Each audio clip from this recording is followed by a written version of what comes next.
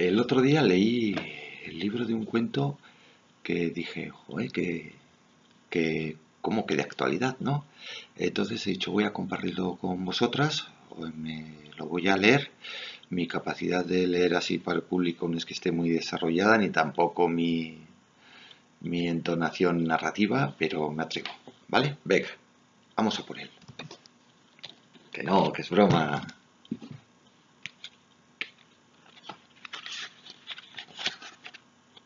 Érase que se era una ciudad maravillosa. Estaba protegida por una fuerte y compleja muralla articulada que la salvaguardaba de los impactos del exterior a los que pudiera ser sometida. Imponía sus privilegios sobre un territorio con el que abastecía sus necesidades. En sus orígenes estaba gobernada por un impulsivo capitán que, por supuesto, se ocupaba de mantener la supervivencia de la ciudad y protegía en todo momento el territorio en su poder. Ante la presencia de una amenaza en su territorio, más rápido que al gallo le entran las ganas de cantar, lo primero que ordenaba era apagar todas las luces, todos los fuegos, toda la actividad que pudiera delatar su existencia. Así era siempre posible que la amenaza pasara de largo al no detectar la ciudad. Si esto no daba los resultados esperados y la amenaza penetraba en su territorio, utilizaba las tropas especializadas en la defensa. Estas tropas se hallaban desplegadas alrededor del perímetro externo de la muralla. Sus órdenes eran las de pelear contra la amenaza si valoraba que tenía posibilidades de victoria. Si por el contrario valoraba que tenía las de perder, ordenaba a sus tropas que cargaran con la ciudad a cuestas, alejándola así de la amenaza. Más valía perder el territorio que perder la ciudad. La supervivencia ante todo era su divisa. En los tiempos en que no se presentaban amenazas, no dudaban en emplear las mismas tropas en conquistar más territorio y en realizar incursiones sobre otras ciudades con la finalidad de que surgieran en el futuro otras ciudades a su semejanza. La vida intramuros contaba con infinidad de grupos diversos que se ocupaban del buen funcionamiento de la ciudad.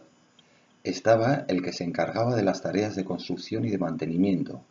Otro grupo se encargaba de mantener el orden por las calles intramuros y detectar y suprimir a posibles fuerzas enemigas infiltradas que hubiesen entrado en la ciudad sin ser vistos por la guardia que custodiaba las distintas puertas de acceso.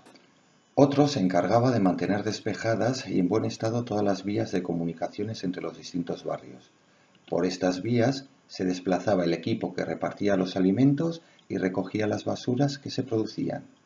De la preparación de alimentos se encargaba otro contingente que procesaba los productos que entraban en sus centros de gestión y los preparaba para su correcta asimilación por toda la población. Este cuento no tendría fin si nombrásemos a todos los grupos, pero antes de dejar su descripción, acordémonos del que mantenía la temperatura adecuada y de los ocupados en los centros de producción de energía. Pasaron los tiempos y las ciudades tuvieron que ir dejando su vida tan independiente y pasaron a agruparse formando pequeños estados. El territorio propio de cada una tenía que diluirse en un territorio común. Se presentó una disyuntiva. Por un lado, compartir un territorio era imposible si dejaban al mando al impulsivo capitán. Por otro lado, la rapidez de las reacciones de éste era incontestable y, a fin de cuentas, hasta el día presente había cumplido eficazmente con su labor. Para solventarla, se creó una nueva estructura de mando por encima del capitán, con varios y novedosos elementos para tal fin. Sería un poco más lenta ya que se empleaban más recursos, pero a la larga el beneficio era enorme. El primero fue la creación de un centro de alarma. Ante la amenaza se activaba la alarma y por medio de su atronador sonido, las demás actividades de la ciudad veían recortadas sus recursos, yendo estos a parar a las fuerzas de defensa para así dotarlas de mayor capacidad, ya fuera para luchar o para escapar. Esto tendría consecuencias en el funcionamiento en sí, pero una vez solventada la amenaza, la alarma dejaría de sonar y todo volvería a la normalidad. El segundo elemento fue la creación de un centro de relajación.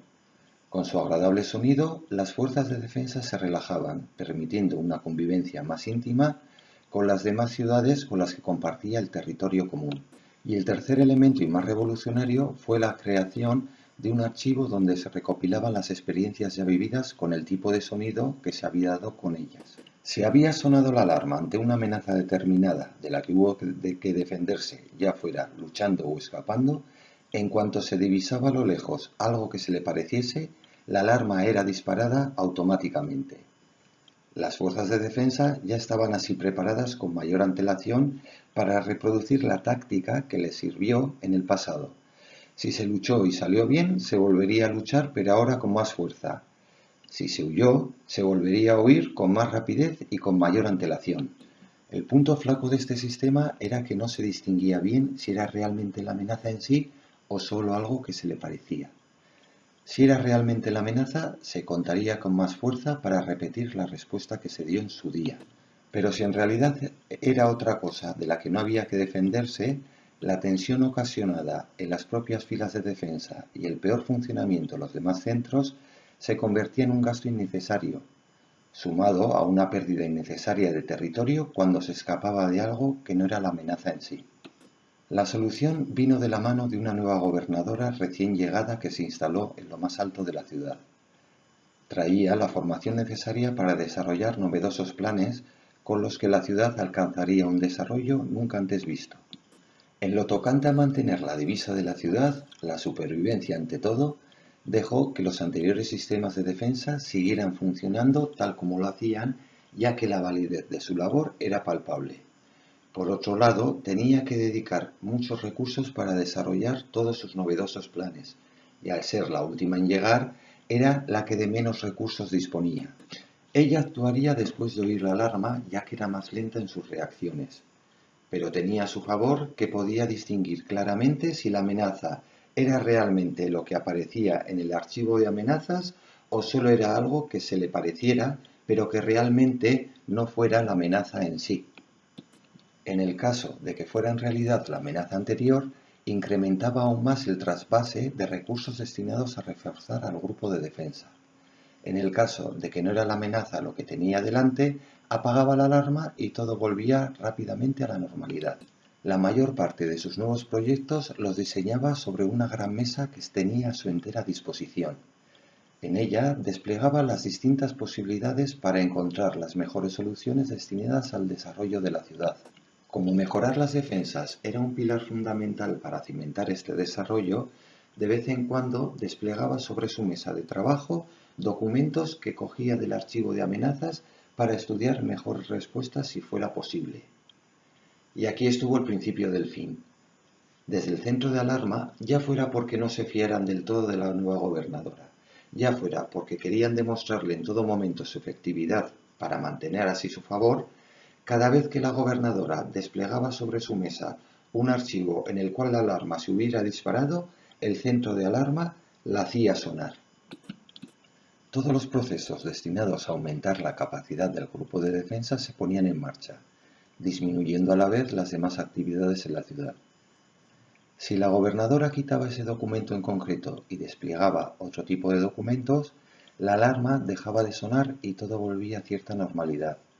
No era una normalidad total, ya que el grupo de defensa quedaba en tensión al no haber podido expresar su respuesta.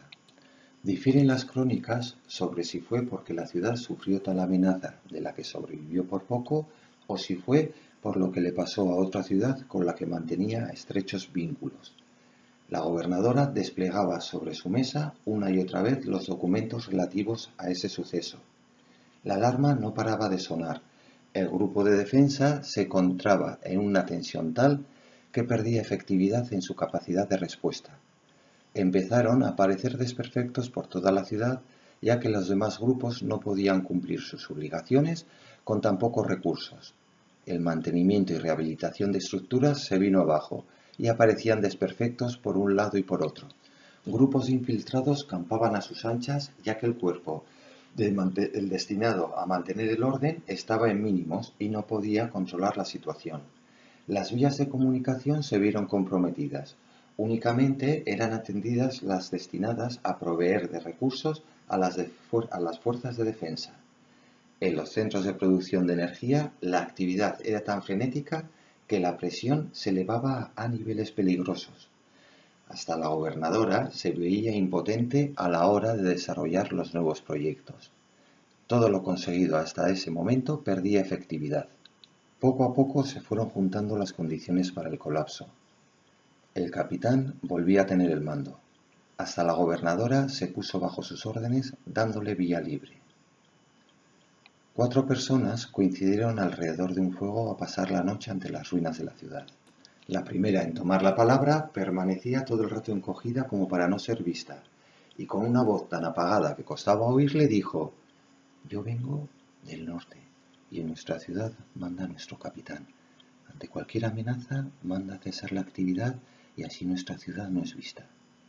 Con una mirada de temor en sus ojos prosiguió diciendo: «Por cierto, y hablando de fuegos, a mi entender, el fuego alrededor del que estamos tiene que ser visible desde muy lejos. Convendría apagarlo y abrigarnos con nuestras mantas o pasar algo de frío».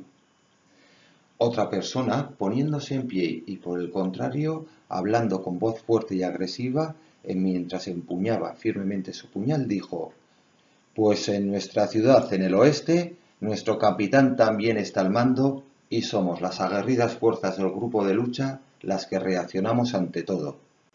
Pobre de cualquiera que osara entrar en nuestros dominios. Si pusiera solo la sombra de sus zapatos, le ensartaríamos con nuestros cuchillos».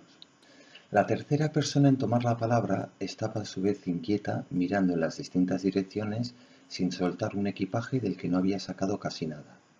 Hablando de forma acelerada, como si no dispusiera del tiempo necesario, dijo: «Yo provengo de una ciudad del este y ante las amenazas nuestro capitán opta siempre por ordenar la huida. Más vale perder un territorio que perder la ciudad. Si nos atacaran durante esta noche, ya he decidido la ruta de escape que voy a tomar». La cuarta persona preparaba tranquilamente té con movimientos sutiles y a la vez precisos. Su aspecto era agradable y con voz amistosa y suave comentó: «Nuestra gobernadora tuvo noticias de vuestra forma de actuar y comparándolas llegó a la conclusión de que no es la mejor respuesta. Cada amenaza requiere un tipo de respuesta. Si una ciudad permanece paralizada, está siempre expuesta a que la amenaza la vea y no podrá reaccionar. La que siempre elige la lucha se puede encontrar frente a una amenaza tan grande que acabe aniquilada, y la que siempre escapa estará siempre perdiendo su territorio, aun ante la más mínima amenaza. Nuestra gobernadora actúa de la siguiente manera.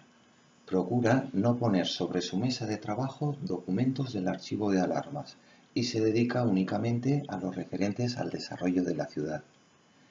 En los momentos en que, sin poder evitarlo, aparecen sobre su mesa documentos procedentes del archivo, antes de centrar toda su atención en ellos, monta una gran fiesta por toda la ciudad. Debido al festejo, el encargado del centro de alarma y el capitán están despistados. Puede así dedicarse tranquilamente a aprender de lo sucedido y a planificar nuevas estrategias. Hizo suyas las palabras del poeta: «Nada es verdad, nada es mentira, todo depende del color del cristal con el que se mira». Así, nuestra ciudad se ha convertido en la imagen en que las demás ciudades pueden llegar a reflejarse. Y colorín colorado, este cuento lo podrás acabar tú. Yo por mi parte no quiero dejar de terminarlo sin agradecer a mis hermanas el haberme permitido todo el tiempo y el espacio necesario, aun a costa del suyo, para hacer todo este trabajo. Os quiero, hermanas. Adiós.